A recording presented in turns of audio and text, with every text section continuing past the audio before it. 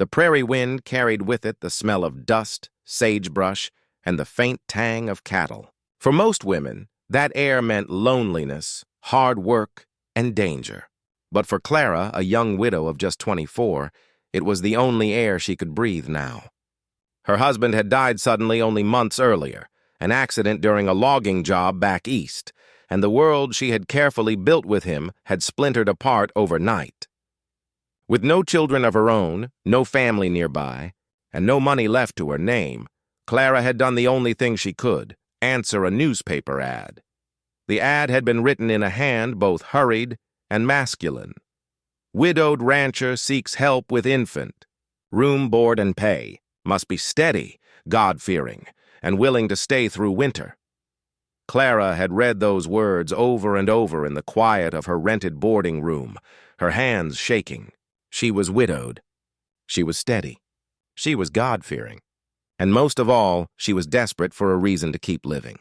The thought of caring for a baby, though not her own, stirred something soft and aching inside her. The ranch lay miles outside the nearest settlement, a lonely stretch of prairie broken only by fences, grazing cattle, and a single wooden house with smoke curling from its chimney. Clara arrived in a wagon driven by one of the rancher's men.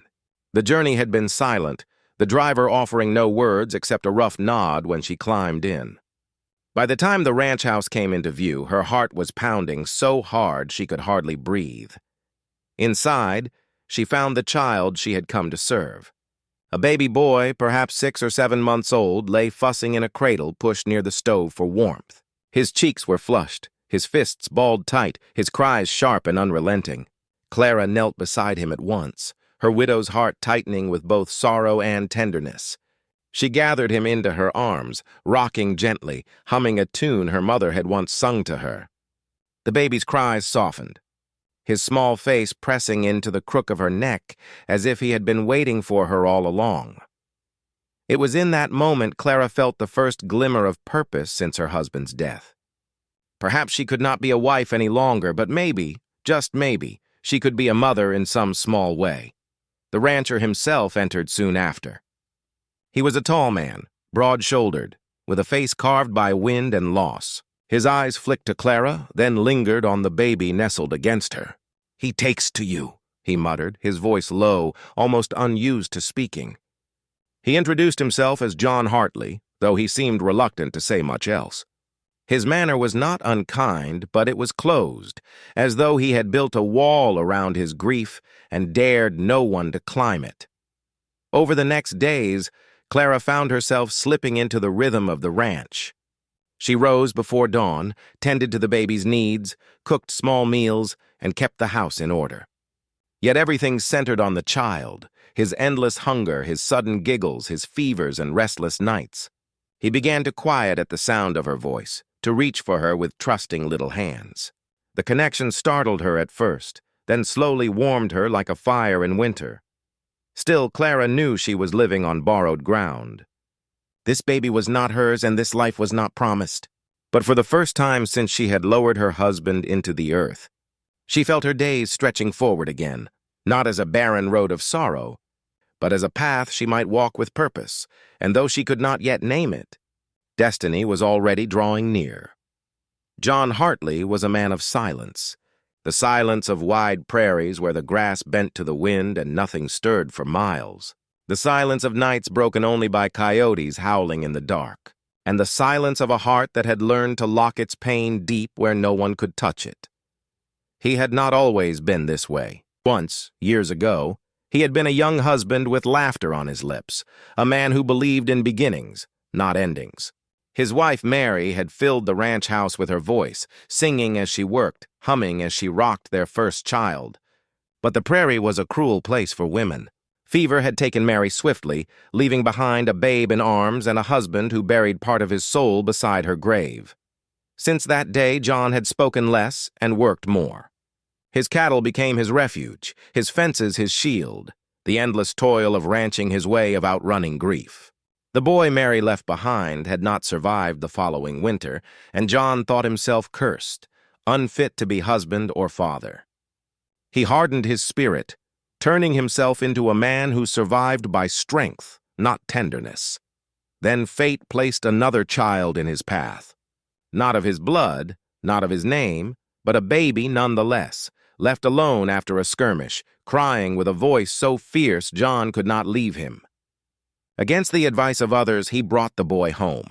He gave the child food, shelter, and his name, but little else. He could not find it in himself to rock him through the night or soothe his cries with gentle words. That was when he wrote the advertisement, hoping some woman would come and tend what he could not. And now, Clara had arrived. From the very first evening, John noticed how the baby quieted in her arms. Where his own hands fumbled, hers moved with certainty. Where his silence left a void, her soft voice filled it. He watched her in the lamplight, her face pale but steady, her eyes full of something he could not quite name. Perhaps it was sorrow like his own, or perhaps it was a kind of strength born only from loss. Yet John kept his distance. He was a man who measured every word before he spoke it, who weighed every glance before he allowed it to linger. He did not mean to be cold. It was simply safer than risking the warmth he had once known. At night, lying awake in the small room at the back of the house, John heard Clara pacing with the child. He heard her low humming, the way she whispered to the boy as though he were her own. A strange unease stirred in him, part envy, part relief. Envy because she gave freely what he had long ago buried. Relief because the child no longer cried himself into exhaustion. By day, John worked harder than ever. He rode the fences, branded calves, and bargained with neighbors. But in the evenings, when he came inside, weary and dust-covered, he would pause in the doorway to watch Clara with the child. He told himself it was only gratitude that rooted his boots to the floor. Yet a quiet longing gnawed at him, reminding him of the man he had once been. Still, he said little. His grief had taught him that words could betray a man, that love could be torn away without warning. And so John Hartley, the silent rancher, kept his distance, even as he began to wonder if Clara's presence might awaken something in him he thought had died forever. The prairie always carried rumors faster than a horse could gallop. A word whispered in the settlement saloon could travel across miles of land in the mouths of passing riders, cattle hands, or weary stagecoach travelers. And lately, the whispers all spoke of one thing: Apaches moving again through the territory. Clara first heard it at the general store when she made her monthly trip with John's ranch hand. The shopkeeper's wife, her face tight with worry, muttered to another woman over bolts of fabric. "They say a family west of here found their cattle slaughtered." "Signs of a war party," another voice chimed in, hushed but urgent. 2 children went missing. They were near the river. "Folks swear Apaches took them." The women saw Clara listening and clamped their mouths shut, but the seed was planted. The ride back to the ranch felt colder, even though the sun still beat down on the dry land. Clara kept glancing over her shoulder at the horizon, half expecting a rider to appear from the hills. When she asked John about it that evening, his jaw tightened, and he merely said, "Best not to give ear to every tale you hear in town?" But Clara noticed the way his eyes flicked to the baby asleep in her arms, the muscle in his cheek twitching as if he wanted to say more. In truth, the whispers reached John long before Clara. Cattlemen passing through his land had spoken of broken arrows found near waterholes, of fires seen in the distance at night. He did not share these things with Clara, for she was already burdened with enough: the child, the loneliness of the ranch, her own grief. Yet deep down, he knew the stories were not just rumor. The land was restless. Clara tried to dismiss her fears, but the nights grew harder. She would rise from bed to check the door, make sure the shutters were latched, then sit awake with the baby against her chest, listening for sounds that didn't belong: the beat of hooves, a war cry cutting the silence. Her widow's heart, already heavy with loss, felt the ache of danger pressing close. Still, she stayed. The baby needed her, and John, silent though he was, seemed to depend on her steadiness. She told herself that the prairie always spoke in exaggerations. Yet one evening, while gathering water from the creek near the ranch house, she found something that made her blood run cold: a single feather stuck in the mud, tied with a strip of leather. She showed it to John. For a long moment, he stared at it in her palm, his face unreadable. Then he took it gently from her and threw it into the fire. "It's nothing," he said, though his voice was too firm, as though speaking more to himself than to her. But Clara knew better. She saw how he cleaned his rifle that night with slow, deliberate care. She saw how he posted his ranch hands on watch, pretending it was just for wolves. And she knew, with a certainty she could not shake, that the rumors were not just whispers carried on the wind. They were warnings. The Apaches were out there, watching, waiting, and somehow she felt the child she held in her arms, so small, so innocent, was at the heart of it. The prairie was wide, but Clara often felt its emptiness pressing close around her. Each day she walked to the creek with the baby in her arms or on her hip, fetching water and letting the child feel the sun on his small face. These moments gave her peace, a rhythm to hold on to amidst her grief and the silent presence of John Hartley. It was during one of these walks that the world shifted. The day had begun quietly. The sky was a deep, endless blue, the grass brittle from weeks without rain. Clara knelt by the water's edge, dipping her pail into the creek, while the baby squirmed happily in the sling across her chest. She spoke softly to him, nonsense words and lullabies, letting her voice mingle with the rush of water. For once she felt safe. Then a shadow fell across her. Clara's heart lurched. She looked up, expecting perhaps John or one of the ranch hands. But it was neither. A tall figure stood across the creek, still as a carved statue, his eyes locked on her. He wore buckskin trousers, his chest bare beneath the sun, and in his hair was a single dark braid. Scars traced his cheek and arm. Marks of battles survived. Yet it was not his scars that made Clara's breath catch. It was his gaze. His eyes, dark and steady, were not filled with hatred or the cold threat she had been warned to expect. They were filled with something else. Recognition. For a moment, the world narrowed to the sound of the creek and the baby's soft cooing. Clara's throat tightened. She could not move, could not cry out. The man's lips parted, and a word escaped in a voice low and reverent, as though he had stumbled into a vision. "Mother." Clara froze. She pulled the baby closer, instinct driving her arms tight around him. Her heart pounded so loudly she could barely hear. Had she misunderstood? The word had been spoken with such certainty, such raw emotion, that it could not be chance. The warrior took a single step forward, then stopped. His eyes never left the baby. They softened, almost breaking. His hand lifted as though he might reach across the space between them, but then he let it fall. Clara's breath shook. She had heard enough stories of raids, of women taken, of children stolen, to know this moment could shatter her life. And yet there was no violence in his stance. No weapon drawn, no fury, only the gaze of a man who seemed to see not her, but the child in her arms, as if he were seeing a ghost return to life. Her instincts warred inside her. "Run!" they screamed. "Call for John. Hide the child." But another voice, quieter yet piercing, whispered questions she could not stop. Why did he call me mother? How does he know this child? The baby stirred, sensing her fear. He looked up at Clara, then toward the warrior, letting out a small, contented sigh, as if he recognized the man before them. The sight shook Clara to her core. Before she could speak, the warrior turned. Without a sound, he disappeared into the tall grass, leaving nothing behind but the echo of that word and the imprint of his gaze. Clara stood trembling at the creek, her pail forgotten, clutching the child as though the very earth might try to take him. She hurried back to the ranch house, her mind spinning.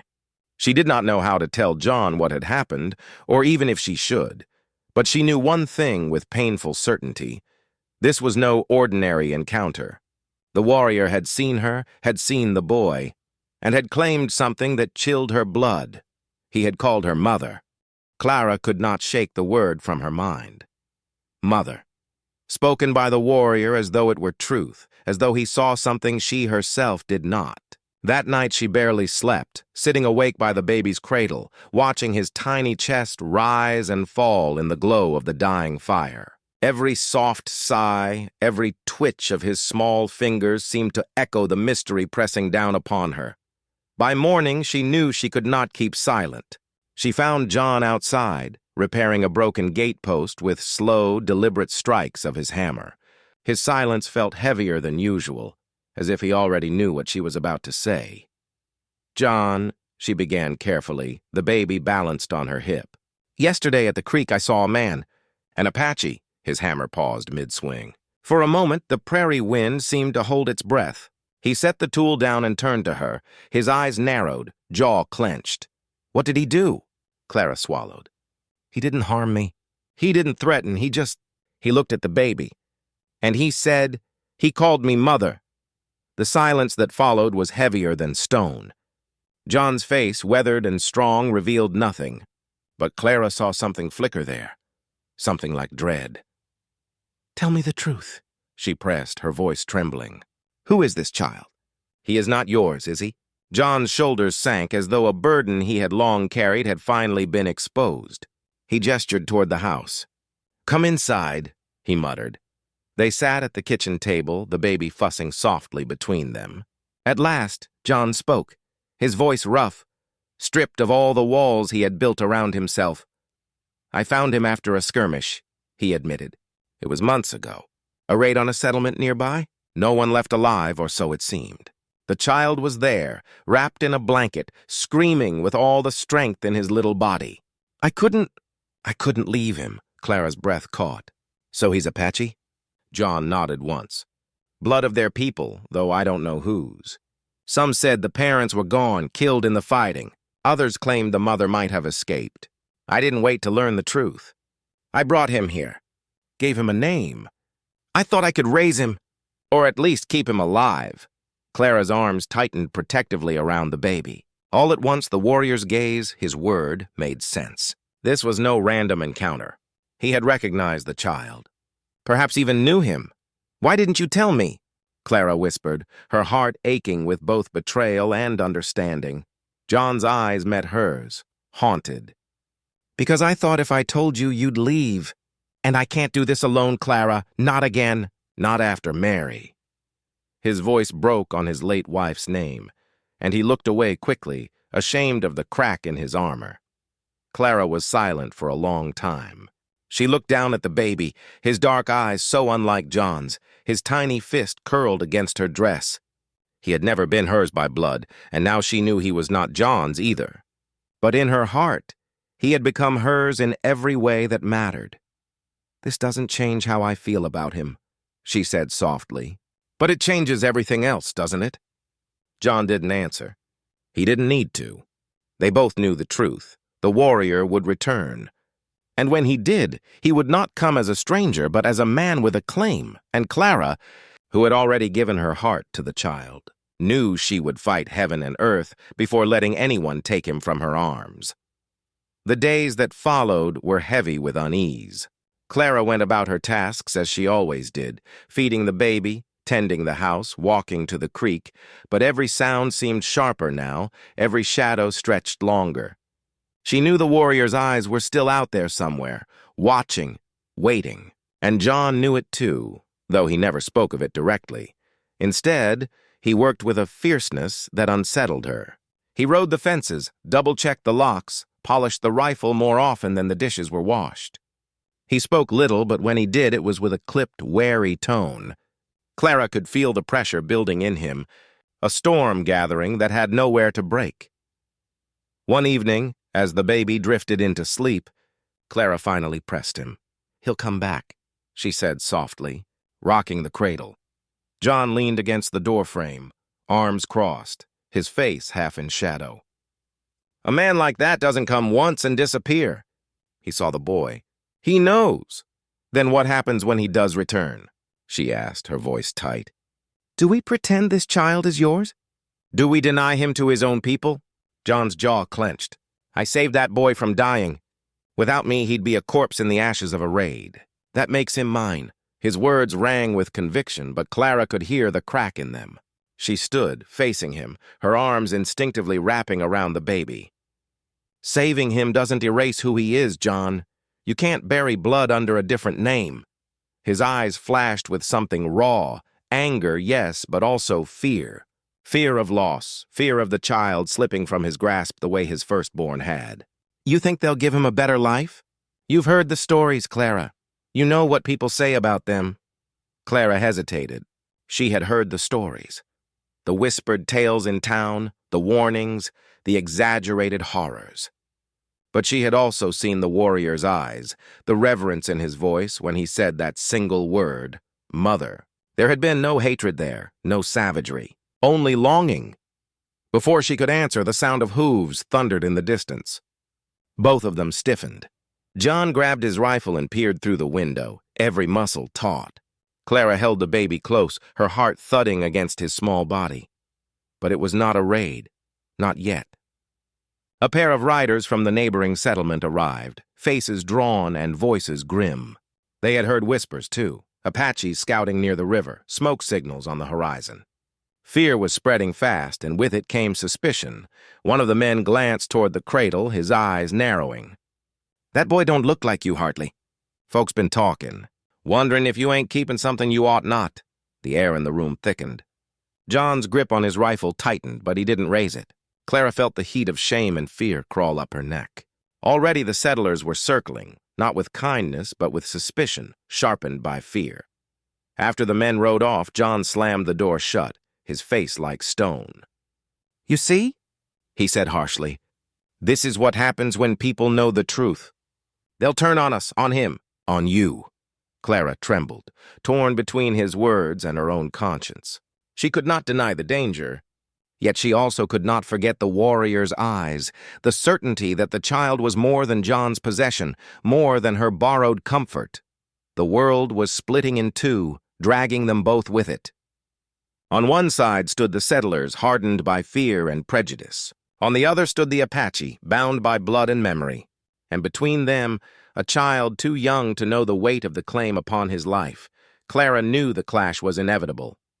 And when it came, she would be forced to choose not only where her loyalty lay, but who she truly was willing to become. The Apache warrior returned, not with fire and fury as Clara had feared, but with a presence both haunting and unshakable.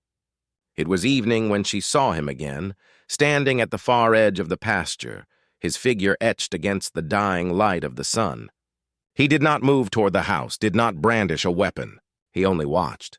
Clara's breath caught. She had been rocking the baby on the porch, humming softly, when she felt the weight of eyes upon her.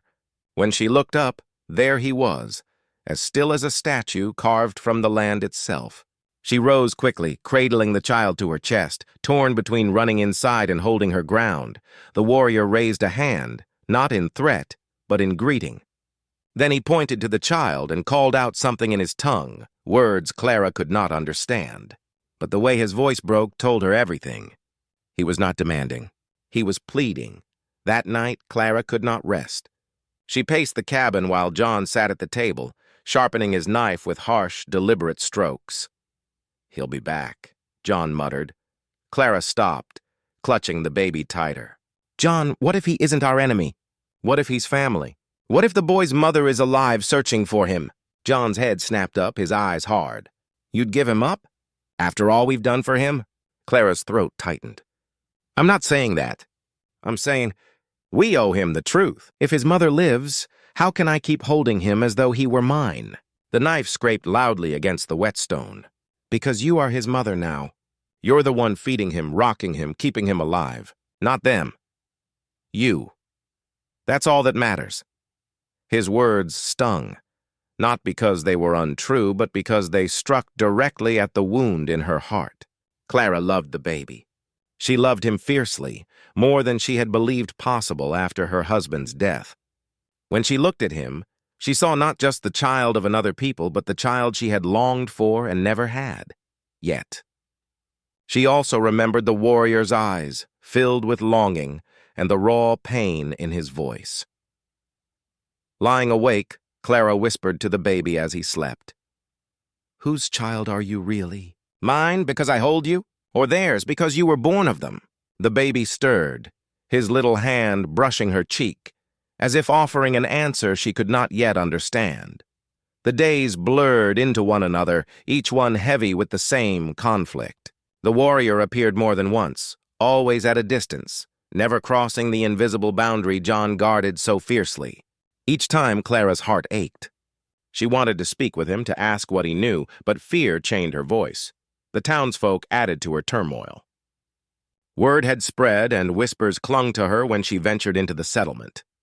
"That baby ain't white. That woman's raising a savage's brat. Won't end well." Their voices burned her ears, but she could not shut them out. Every glance, every hushed tone reminded her that the boy did not belong in their world. At night, when John's silence pressed against her and the baby's soft breathing filled the dark, Clara found herself torn in two. One half of her wanted to cling to the life she had found, this fragile home, this chance to be a mother at last. The other half felt the pull of truth, the baby's roots, his blood, and the warrior's desperate plea. Her dilemma was not only about the child. It was about herself. Who was Clara?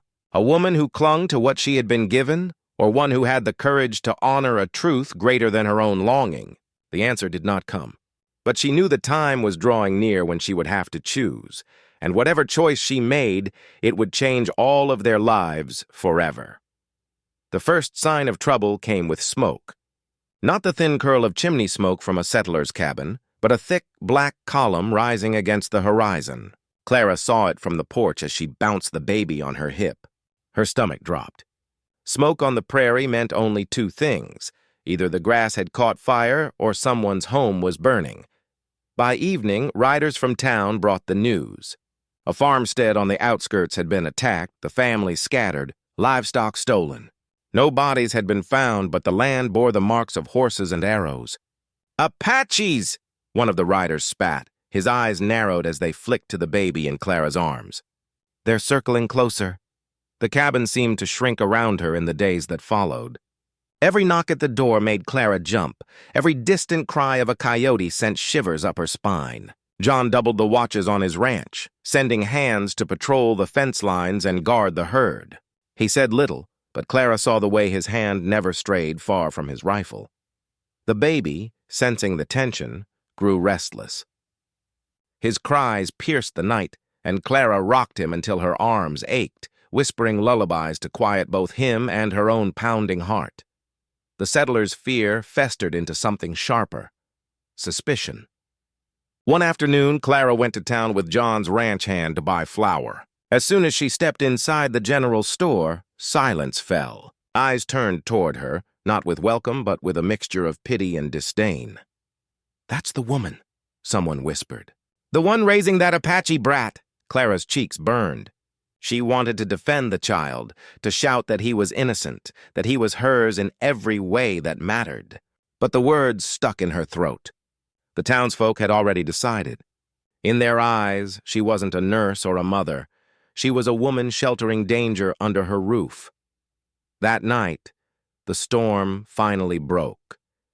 A band of settlers, armed and grim-faced, rode out to the Hartley ranch. Clara stood at the window, heart hammering as they dismounted and approached. John met them on the porch, rifle slung across his shoulder, his stance wide and unyielding. "We know the truth, Hartley," their leader said, his voice like gravel. "That boy ain't yours. He's one of them. You keep him, and you're bringing trouble down on all of us." John's reply was cold and steady. "That boy's under my roof. That makes him mine. Anyone tries to take him, they'll answer to me." Clara clutched the baby to her chest, her body trembling as she listened. She wanted to run, to hide, but she forced herself to stay rooted. The settlers muttered among themselves, some eager to fight, others uneasy. After a tense standoff, they finally mounted their horses and rode off, but their words hung in the air like smoke. "They'll be back," John muttered, his face like stone as he bolted the door. Clara sat by the fire long after the baby had fallen asleep, her heart heavy with dread.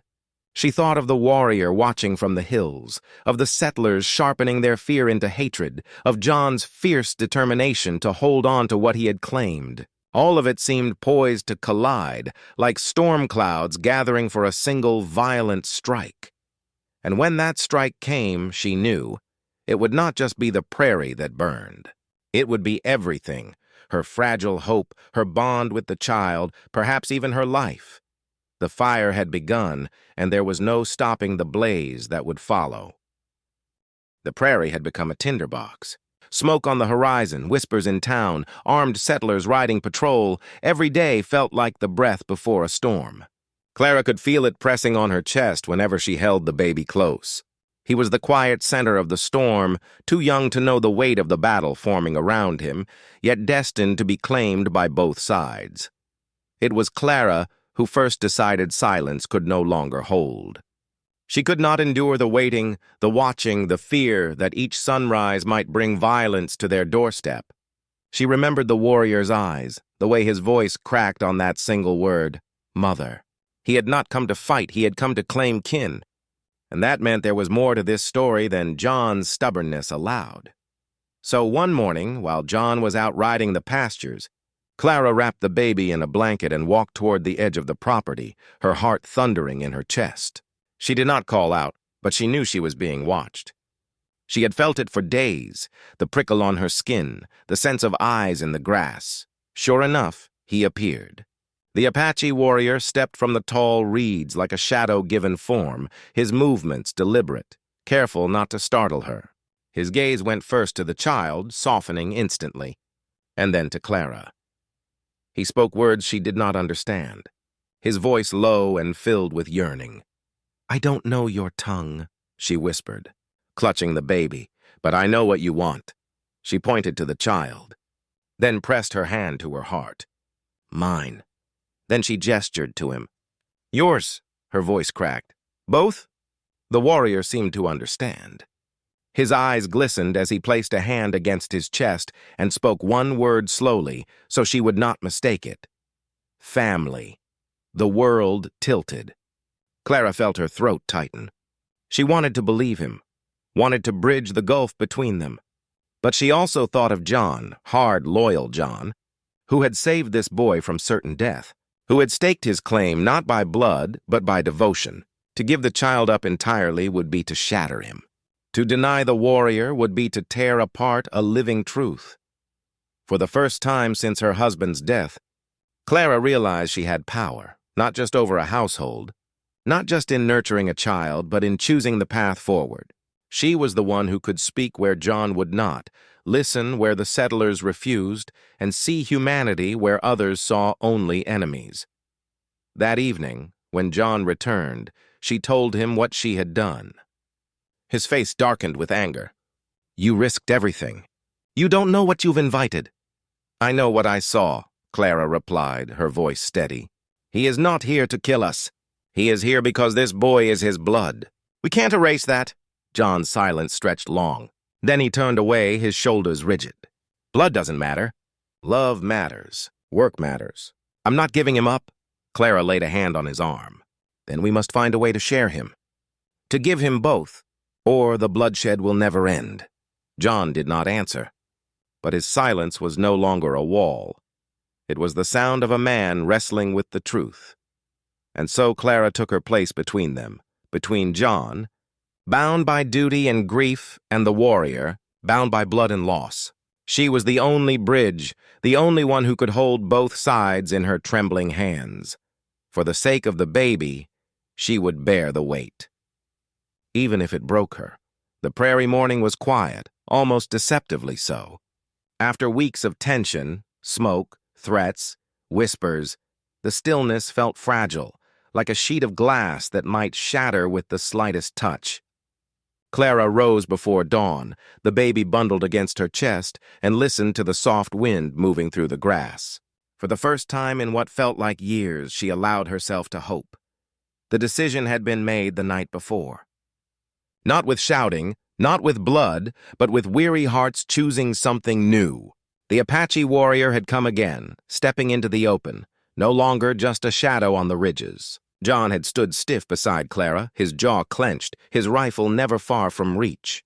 Yet when the warrior knelt before the child and whispered a word that sounded like a prayer, something in John broke, not in anger, but in reluctant understanding.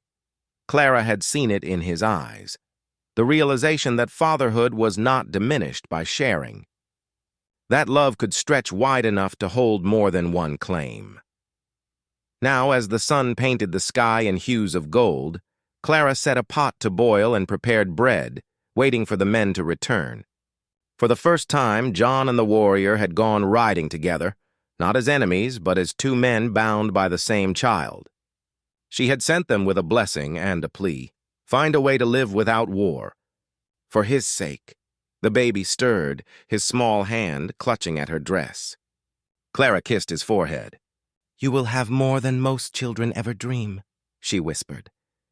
"Two fathers, and a mother who will fight tooth and nail for you."